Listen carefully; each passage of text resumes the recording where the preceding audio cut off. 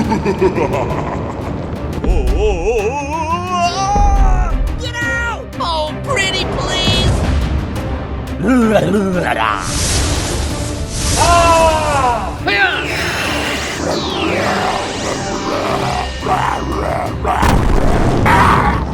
Gobbledygook!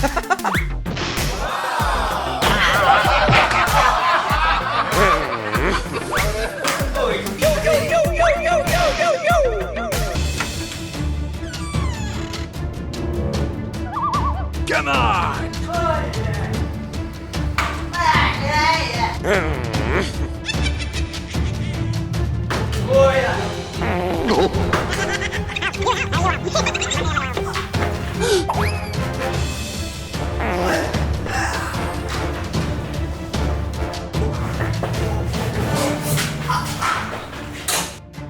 Hey! Ready, set!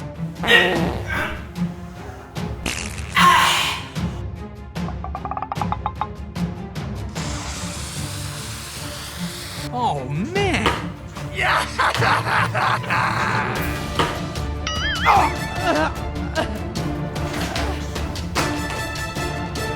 Perfect.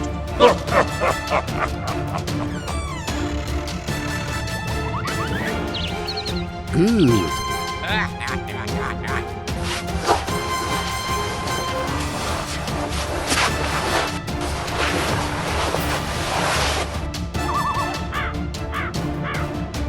Oh, baby. That's good.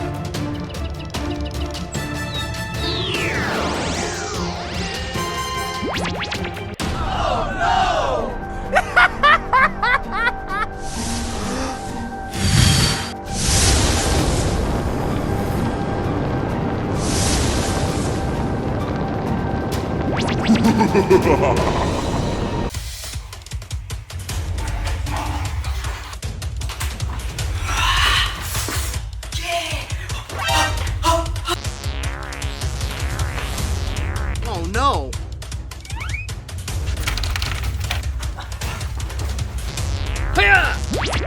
Come on!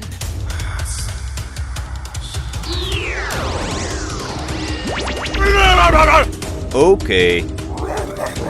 Oh!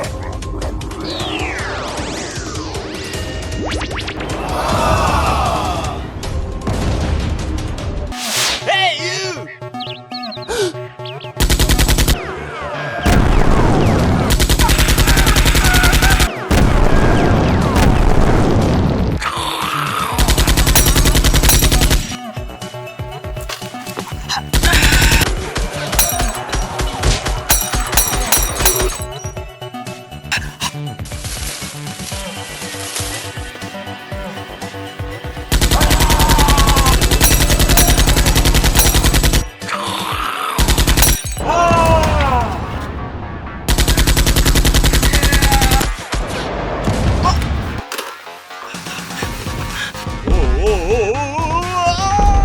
Get out! Oh, pretty, please!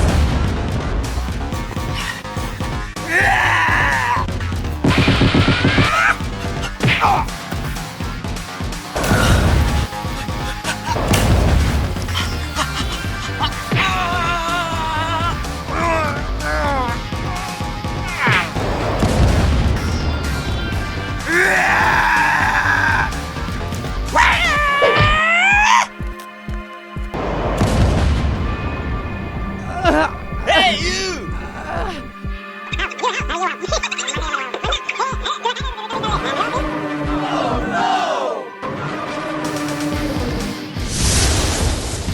Hurry up!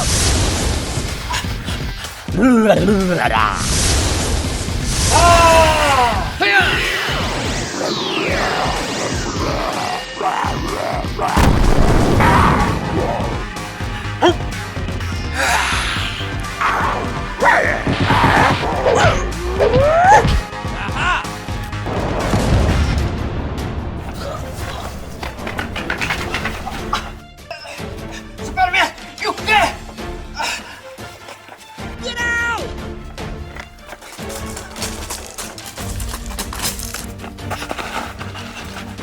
Wow! the hell is going on?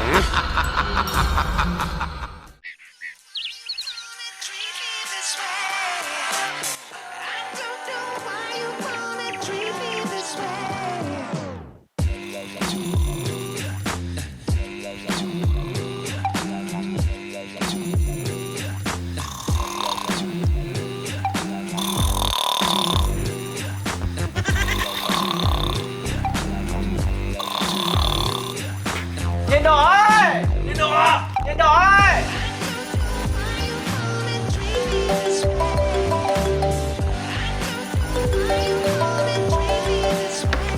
Alo! Cậu vẫn ngủ đấy à? Nhanh lên! Bọn tớ đang đợi dưới cổng đây này. Xin lỗi cậu nhá, tớ dậy ngay đây.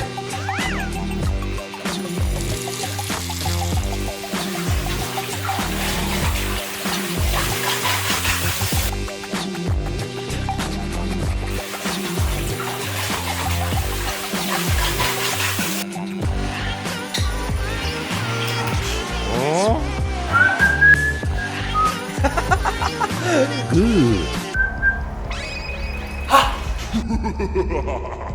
Hello. Killer, tại sao mày ở trong gương? Hãy vào thế giới của ta nào. Không bao giờ.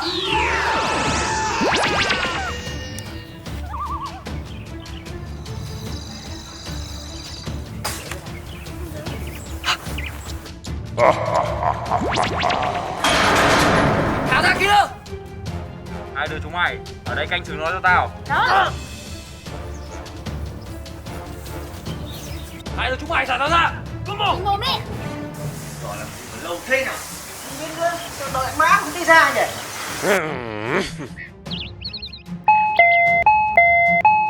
What are you doing in my swamp?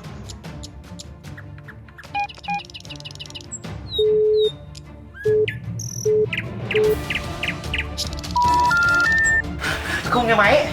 Hay xảy ra chuyện gì rồi?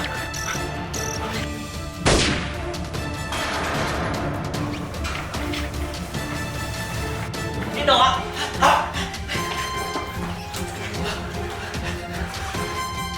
Hey, you! Hey, what happened?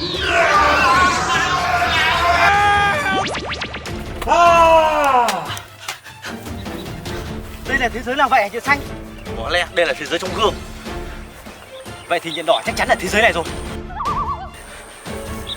Mau đi tìm cậu ấy thôi.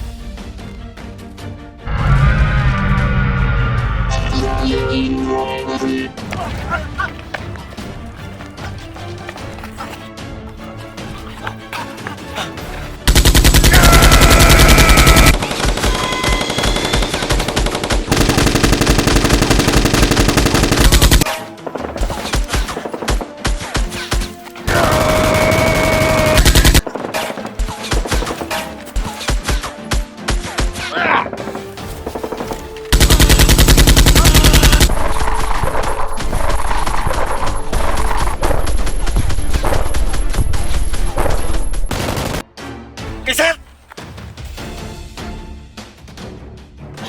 Nhiệt Xanh!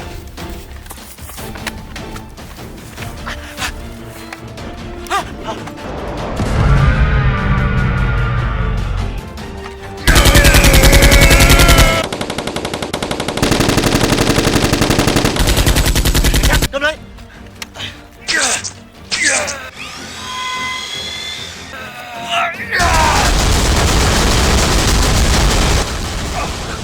Cảnh sát, đi tìm Nhiệt Đỏ rồi! Sao có chuyện gì? I've got it! Nhiệt Đỏ! Nhiệt Đỏ! Nhiệt Đỏ!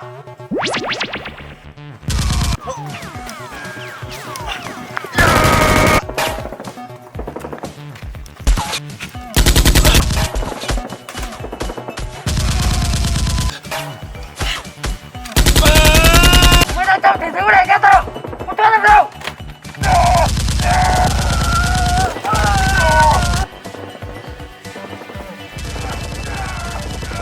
Bắn vào cái xe!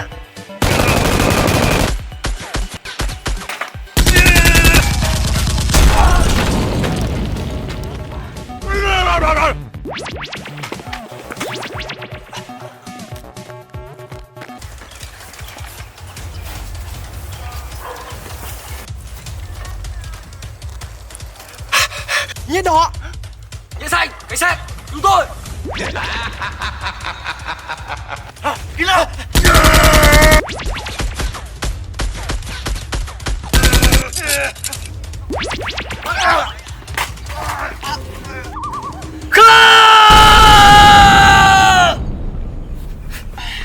Cảnh sát, có sao không? Nhện xanh. Sao mình lại có sức mạnh khủng khiếp như này? Ồ, bất ngờ đấy.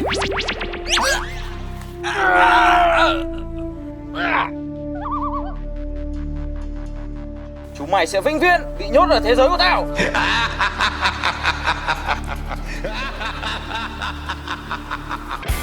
Không chuyện đó đâu.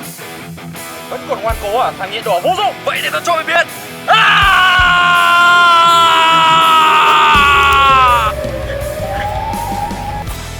Mày cứ chờ đấy nhét đỏ. Mọi người, vào cái cổng kia.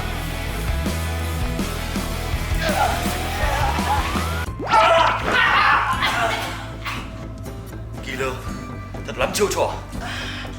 Sao ta cũng thoát ra khỏi thế giới của hắn? Tại sao cô lại có phép thuật trong thế giới của hắn vậy? Tôi cũng không biết nữa. Coi như lần này chúng mày thắng. Hãy chuẩn bị tinh thần cho lần sau đi.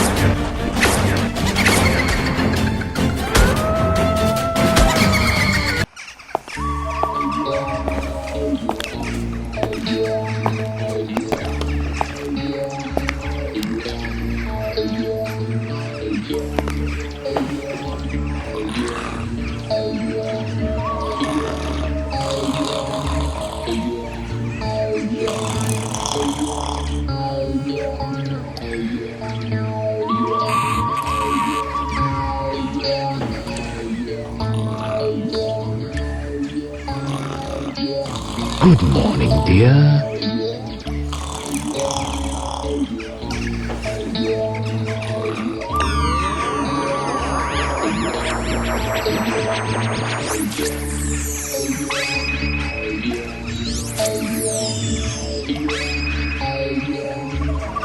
Come here.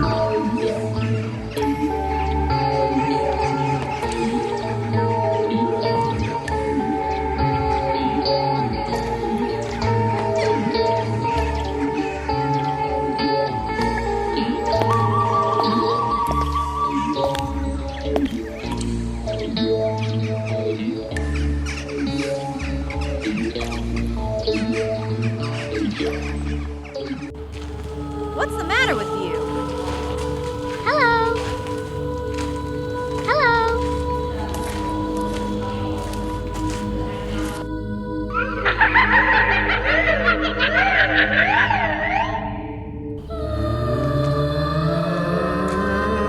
Huh? Who is that? Hello?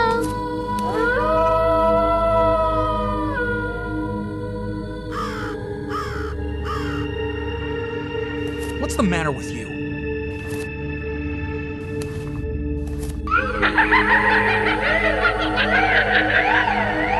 Hello?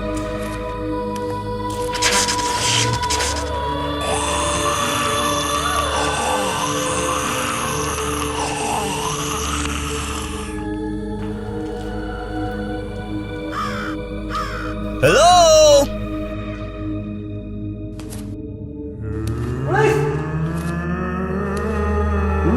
What's the matter with you? Spiderman!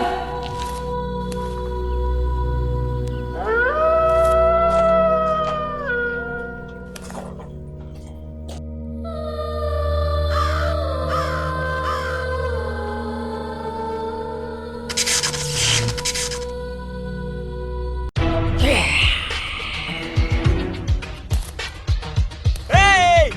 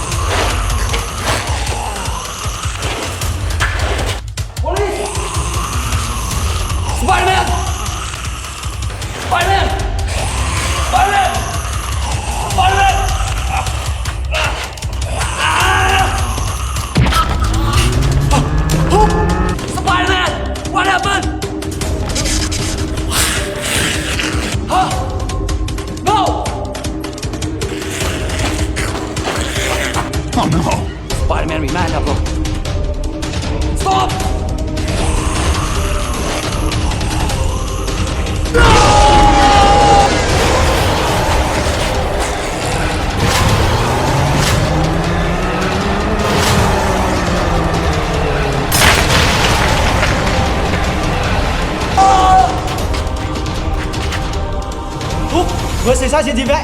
Cậu bị ma nhập đấy. Có police nữa. Chúng ta phải đi tìm thôi. Police đang ở đâu? Hướng lại. Let's go.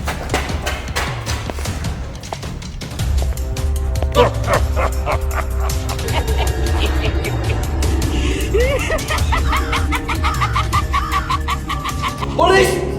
Police! Police! Police! Police! Police! Police! Where are you? Police!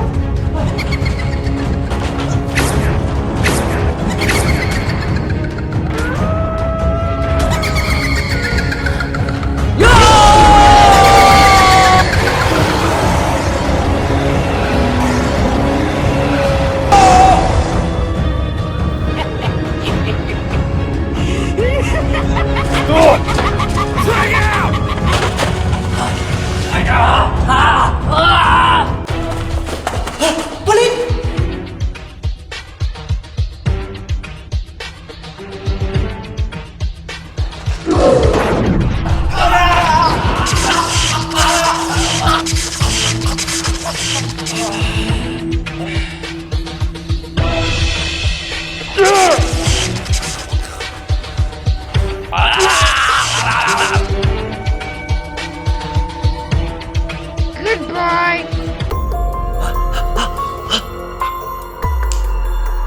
Người nhện! Cảnh sát! Người nhện! Cảnh sát! Người nhện!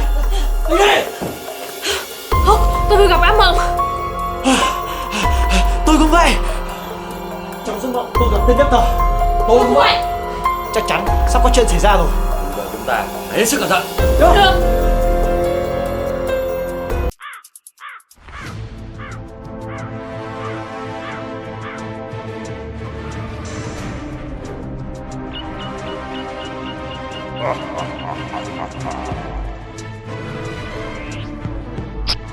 Come on.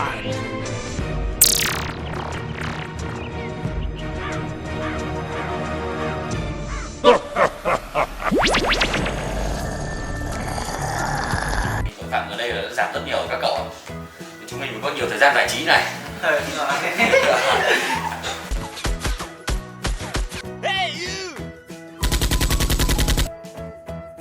Hey, đánh đi! Đánh à! Đánh! Ui giời, đã ngay hết phim. Ôi, chuyển cây đi! Cây đi. Như các bạn đã thấy, hiện nay đang có rất nhiều zombie đang lộng hành, chúng ở khắp mọi nơi.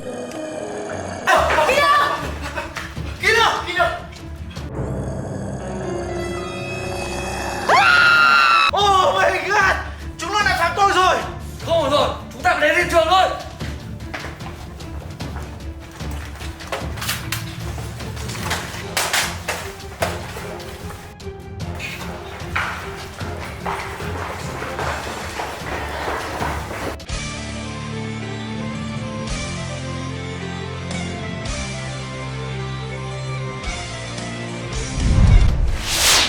Over here.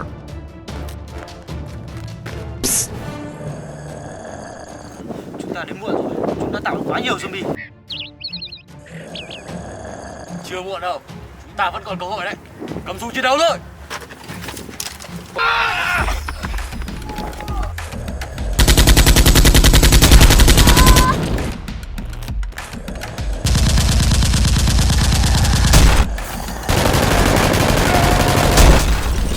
Vào trong thôi. Go, go, go, go.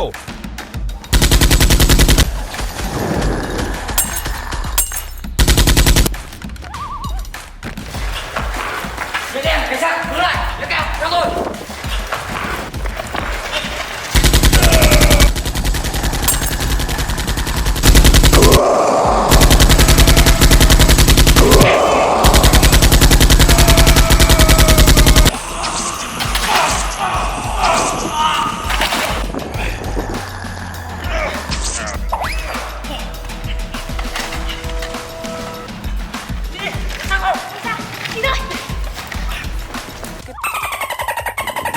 What the hell is going on?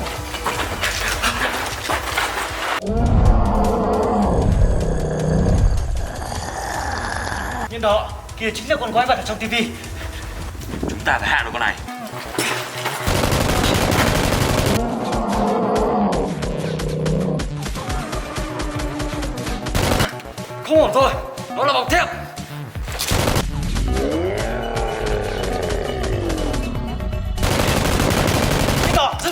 Đã bắn vào người đó không sao đâu. Nhận rồi, để tôi.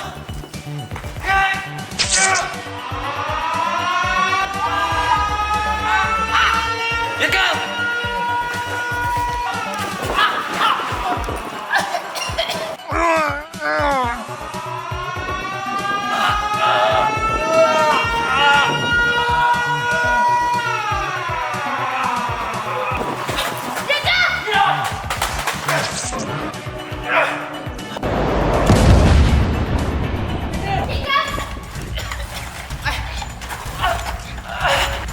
Điện đỏ, tránh ra.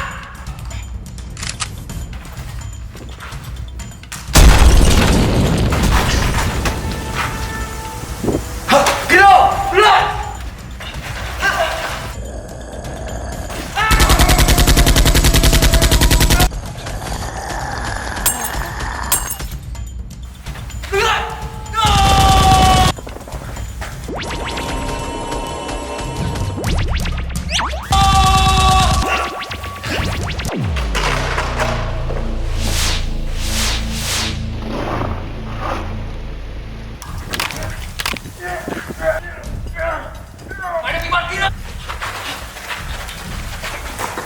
Đi đâu, đầu hàng đi. Để tao xem mày toán cái gì. Come on!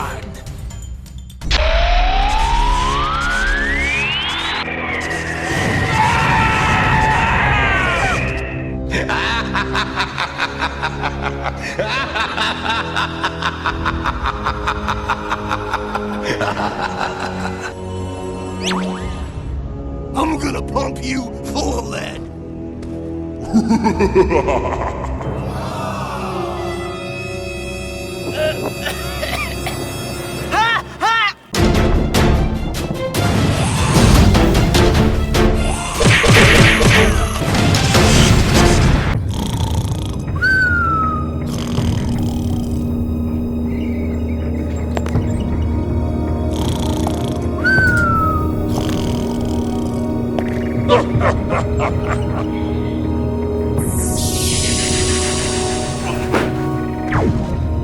Come here.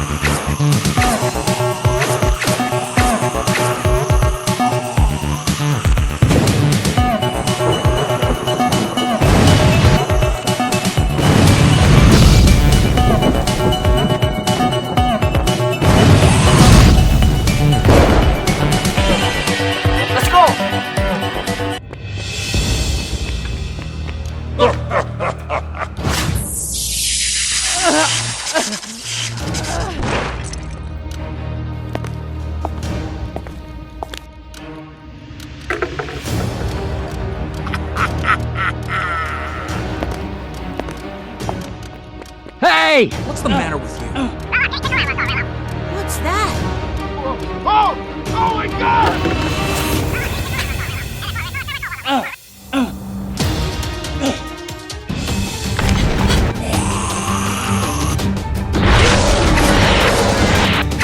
Let's go! Let's go!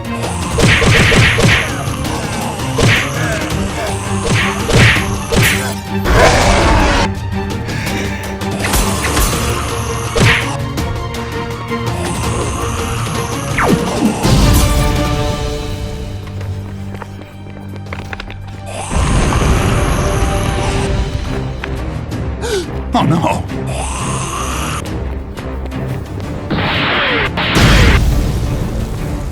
Let's go!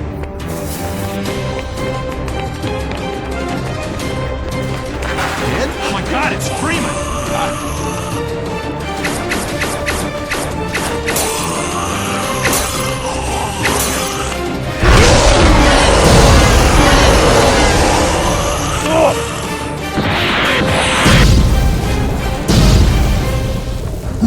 Oh no! You.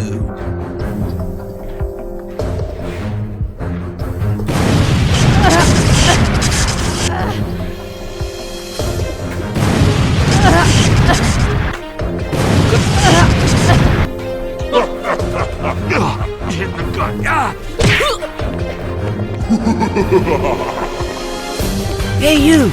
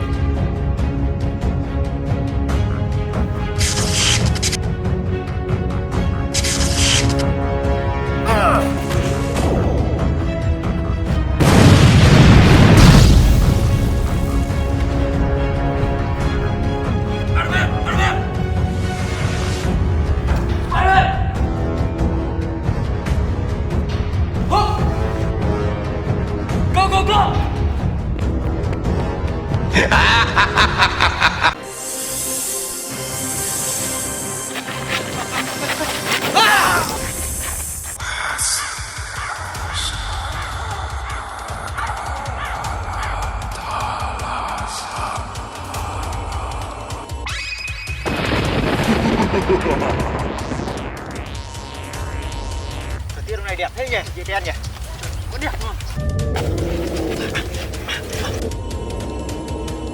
Nhìn cam, sáng như kìa. Đen, lên xem thế nào.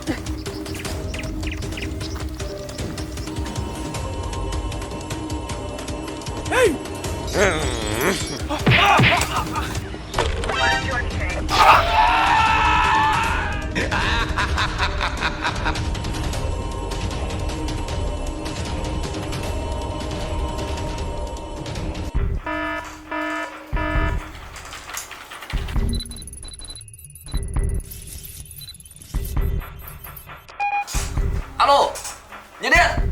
Alo, nhiệt cam, nhiệt điện. Alo. Không xong rồi, có chuyện rồi.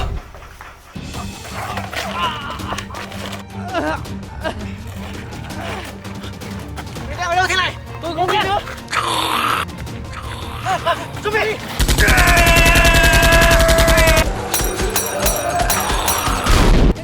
Tiến lên.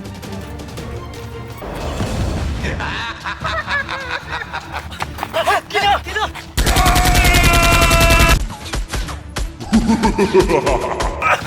Tại sao bạn nó không có vấn đề gì?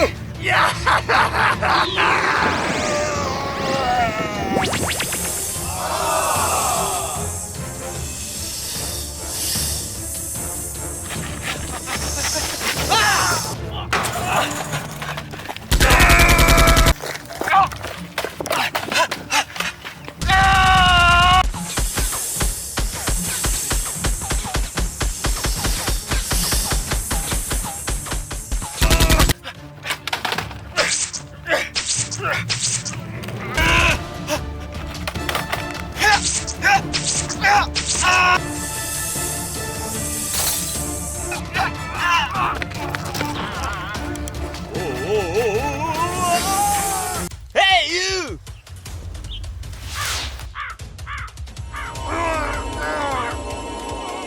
What's up? Nhiệt cam, nhiệt đen.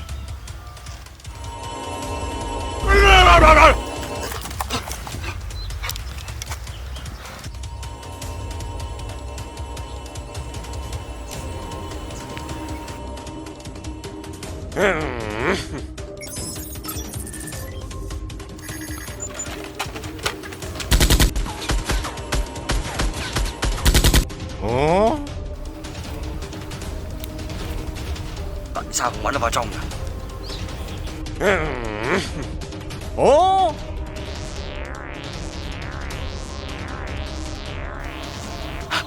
Chính là cái đầu lâu này.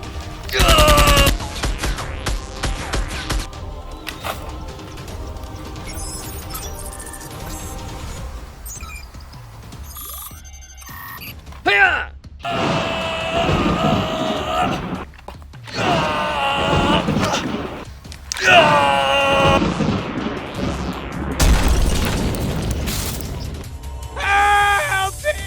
điện, nhiệt cam.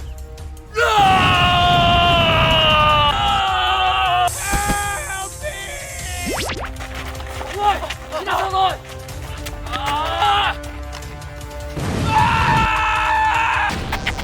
What?